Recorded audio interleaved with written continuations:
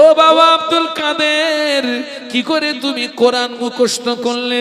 হুজুর বলেছিলেন, হুজুর বেয়াদবি মাফ করুন, আমার আম্মা জান কোরআনের হাফেজা ছিলেন, আমার আম্মা জান কোরআনের হাফেজা ছিলেন।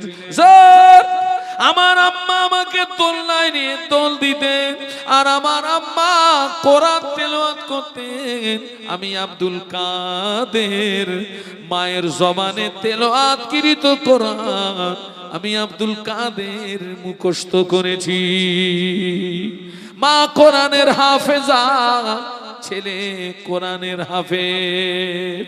আর আমাদের অধিকাংশ মায়েরা ছোট বাচ্চাকে একেবারে দোলনা থেকে বিষাক্ত ইনজেকশন পুশ করে।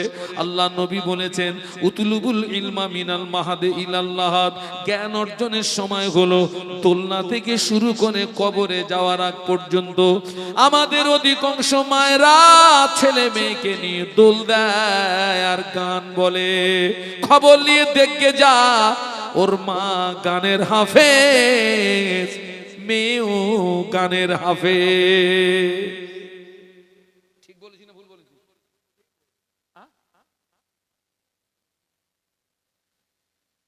ঠিক না ভুল? আমি ওই মায়েদের বলবো, ও মায়েরা, ছেলে মেয়েকে যখন দোল দেবেন গান বলবেন না। আমি শিখিয়ে দিচ্ছি, ছেলে মেয়েকে দোল দেবেন আর কলেমা পড়বেন, লা ইলাহা ইল্লাল্লাহ, লা ইলাহা ইল্লাল্লাহ, লা ইলাহা ইল্লাল্লাহ, লা ইলাহা ইল্লাল্লাহ। তুমি কলেমা পড়ো আর দোল দাও, দেখবে একদিন তোমার ছেলে মেয়ের জবান থেকে কলেমা জারি হয়ে যাবে।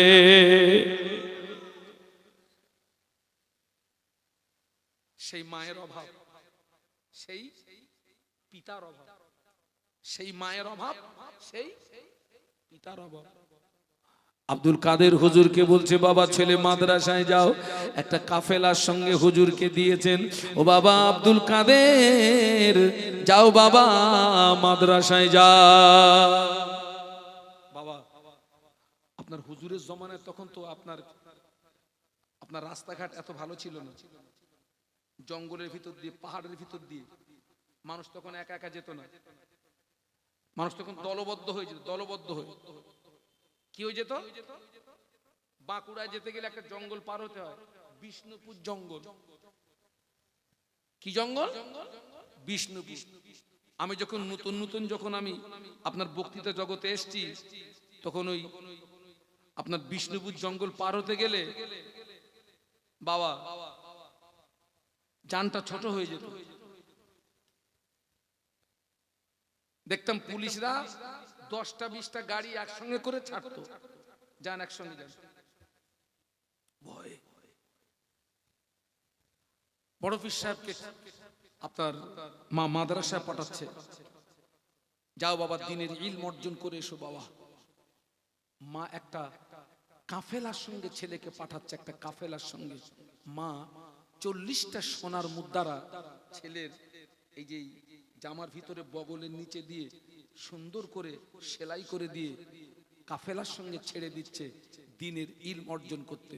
মা কাফেলার সঙ্গে ছেড়ে দিয়ে আব্দুল কাদেরকে ডেকে বলেন, ও বাবা আব্দুল কাদের, ও বাবা আব্দুল কাদের, যাও বাবা দিনের ইলম অর্জন করে এসো। আল্লাহর হাওলা করলাম, তোমাকে আল্লাহর হাওলা করলাম, তবে মা হয়ে একটা দাবি, মা হয়ে একটা আদেশ করি, বিদায় বেলা মা হয়ে একটা আদেশ করি, বাবা জীবনে জানো মিথ্যা কথা বলবি না। একটু সুবহানাল্লাহ বলবেন না? একটু মহব্বতে বলবি না? আল্লাহর হাওলা করলাম বাবা, তবে মা হয়ে একটা আদেশ, জীবনে জানো। কোরআন শরীফের মা বলা হয় কোন সূরাকে? সূরাতুল ফাতিহা বলা হয় উম্মুল কোরআন, কোরআনের জননী বলা হয়। আর গোনার মাকে মিথ্যা। গোনার মা হলো মা ছেলেকে বিদায় দিয়ে বলছে মা আব্দুল কাদের, জীবনে যেন মিথ্যা কথা বলবি না। কাফেলাকে ছেড়ে দেওয়া হলো। ওই কাফেলা চলতে চলতে প্রতিমধ্যে দস্যুদের কবলে পড়ে গেল। দস্যুরা হুজুরের সাথী সঙ্গী যারা, তাদের মাল সামান সবকিছু লুটতারাজ করে নিল। দস্যুদের একজন সদস্য বড় পীর সাহেবকে ধরেছে, বেটা তোর কাছে কিছু আছে নাকি? হুজুর বলেছিলেন আমার কাছে 40টা সোনার মুদ্রা আছে। একটু সুবহানাল্লাহ বলেন, একটু জোরে বলেন। এখন ওইখানে মনে করেন আমরা, আমি সহ, আপনারা সহ, এখন আপনাদের মাল সব দস্যুরা সব লুট তারাজ করে নিয়েছে, মাল আমার কাছে কিছু আছে। আর আমার যদি বলে হুজুর কিছু আছে নাকি, মাল আছে, কিন্তু আমি কি করব? আরে হ্যাঁ বলবো না না বলবো? শুধু না বলবো।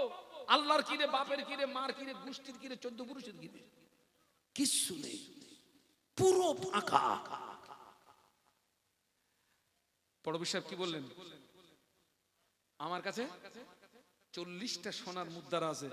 দস্যুদের সদস্য মনে করছে মনে হয় ছেলেটা ও ঠিক অতটা গুরুত্ব দেয়নি। আর একজন সদস্য এসছে, এই বেটা তোর কাছে কিছু আছে? একই কথা, আমার কাছে 40টা সোনার মুদ্রা আছে। সংবাদটা পৌঁছে গেল লিডারের কাছে। বড় পীর সাহেবকে লিডার ডেকে জিজ্ঞাসা করছে, বেটা তোর কাছে কিছু আছে? বড় পীর সাহেব বললেন আমার কাছে 40টা সোনার মুদ্রা আছে। একটু জোরে বলুন। কোথায়? হাত উঁচু করলেন, এই দেখুন। দস্যুদের লিডার বলে, বাবা তুমি জানো আমরা দস্যু, আমরা ডাকাত, তোমার সঙ্গী সাথীদের মাল সামান সব আমরা লুট করলাম, টাকা পয়সা সবকিছু লুট করলাম। তুমি কেন গোপন করলে না? কেন তুমি ছুপালে না, লুকালে না, ছুপালে না, লুকালে না? ওই সময় বড় পীর সাহেব বলেছিলেন, ও আল্লাহর বান্দা, আমি সবই বুঝতে পারছি, কিন্তু এই কঠিন মুসিবতের সময়ে মায়ের আদেশ অমান্য করতে পারলাম না।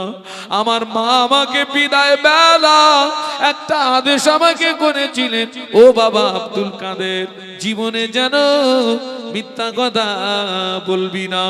আমি জানছি আপনার দস্যু, আপনারা ডাকাত লুটতারাজ করছেন, কিন্তু কঠিন মুসিবতের সময়ে মায়ের আদেশ অমান্য করতে পারলাম না।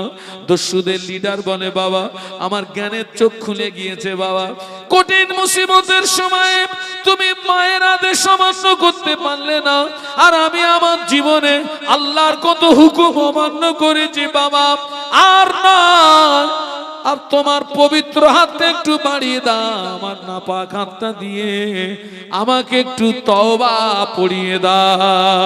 দস্যুদের লিডার শুধু তাই নয়, দস্যুদের সাথী সঙ্গীরা সবাই মিলে হুজুরের হাতে হাত দিয়ে তওবা করে নিল। দস্যুদের লিডার শুধু তওবা করলো না, তওবা করে দস্যুদের লিডার থেকে তিনি আল্লাহর ওলি হয়ে গেল। আরো জোরে বলুন, আরো জোরে বলুন। জমিন ভালো হলে গাছ ভালো, গাছ ভালো হলে ফল ভালো।